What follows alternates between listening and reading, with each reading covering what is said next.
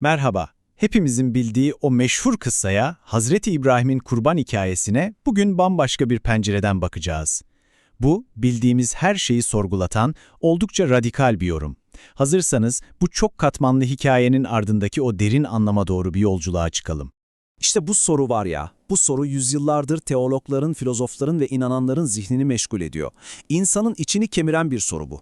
Ve bugünkü analizimizin de tam kalbinde işte bu temel paradoks yatıyor. Şimdi genelde bize ne denir?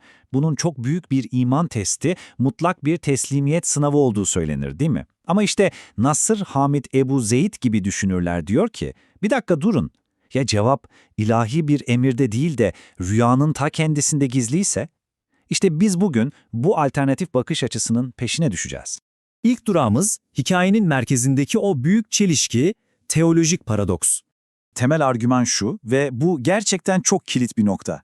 İyiliği emreden, merhametli ve adil olan bir tanrı nasıl olur da doğası gereği kötü hatta korkunç olan bir eylemi emredebilir? Bu tanrının kendi özüyle çelişmesi anlamına gelmez mi? İşte bu teori tam da bu çelişkinin üzerine kuruluyor. Peki eğer bu Tanrı'dan gelen bir emir değilse o zaman neydi? İşte şimdi işler bir gizem filmi gibi ilginçleşiyor. Gelin bir dedektif gibi ipuçlarını bir araya getirerek bu gizemi çözmeye çalışalım.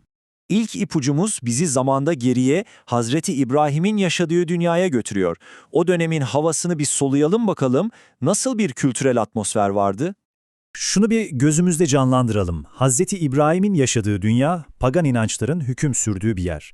Ve bu dünyada tanrıları memnun etmek için insan kurban etmek maalesef oldukça yaygın bir ritüel.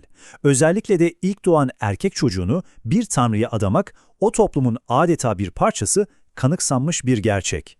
Yani bu fikir o dönem için şok edici bir şey değil. Tam tersine toplumun dokusuna işlemiş bir olguydu.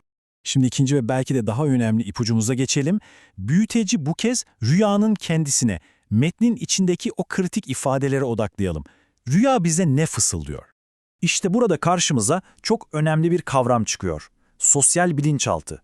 Nedir bu? Aslında çok basit. Toplumun sürekli konuştuğu, yaptığı, inandığı şeylerin biz hiç farkında olmadan zihnimizin derinliklerine sızması ve özellikle rüyalarımızda bir senaryo olarak karşımıza çıkmasıdır.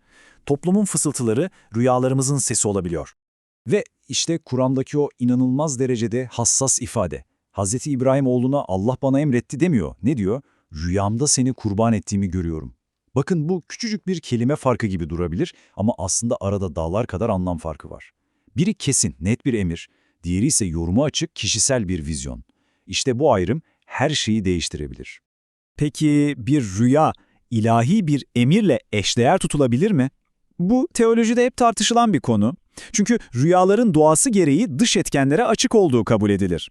Psikolojimizden, yaşadığımız toplumdan, hatta vesveselerden bile etkilenebilirler. Bu yüzden rüyalar doğrudan gelen bir vahiy gibi kesin bir bilgi kaynağı olarak görülmez. Bu belirsizlik Hz. İbrahim'in gördüğü şeyin yoruma ne kadar açık olduğunu gösteriyor. Ve işte şimdi topladığımız tüm bu ipuçlarının birleştiği o an. Ebu Zeyd'in yorumunun tam merkezine yani teorinin kendisine geliyoruz. Ve işte teorinin o sarsıcı özeti, görülen rüya Tanrı'dan gelen bir mesaj değil, Hazreti İbrahim'in yaşadığı toplumdaki o pagan kurban geleneğinin onun bilinçaltındaki bir yansıması, bir yankısıydı. Yani bir emir değil, bir yankı. Peki bu süreç tam olarak nasıl işledi? Gelin adım adım bakalım. Birincisi, Hazreti İbrahim'in etrafı çocuk kurban etmenin dini bir görev sayıldığı bir kültürle çevrili. İkincisi, bu güçlü sosyal norm farkında olmadan onun zihnine yani sosyal bilinçaltına yerleşiyor. Üçüncüsü, bilinçaltındaki bu baskı bir gece çok canlı, çok gerçekçi ve bir o kadar da rahatsız edici bir rüya olarak yüzeye çıkıyor. Ve son olarak dördüncü adımda Hazreti İbrahim bu son derece etkileyici rüyayı doğal olarak ilahi bir sınav şeklinde yorumluyor. Şimdi son bölüme geçiyoruz. Eğer teori buysa o zaman kıssanın sonunu, o meşhur final sahnesini nasıl okumalıyız? Asıl mucize tam olarak neydi? İşte bu yoruma göre her şey adeta tersine dönüyor. İlahi müdahale rüyanın kendisi değil. Asıl ilahi müdahale o korkunç eylemi durdurmak için gönderilen koç. Yani mucize öldür emrinde değil, tam tersine yaşat müdahalesinde. İki yorum arasındaki farka bir bakın, gerçekten de geceyle gündüz gibi. Geleneksel yorum bize diyor ki, mesaj anlamasan bile mutlak itaattir. Ebu Zeyd'in yorumu ise diyor ki, hayır, asıl mesaj Tanrı'nın bu vahşi pagan geleneğini reddetmesi ve insan hayatının kutsal olduğunu ilan etmesidir. Anlam tamamen değişiyor, değil mi? Yani bu teoriye göre bütün bu olayın nihai amacı tek bir insanın imanını ölçmekten çok daha büyük bir şeydi. İnsan kurban etme denen o korkunç adeti tarihin çöp sepetine atmak. Ve Tanrı bu büyük ahlaki devrimi gerçekleştirmek için Hz. İbrahim ve oğlunu bir araç, bir vesile kılmıştı. O zaman son bir soruyla bitirelim.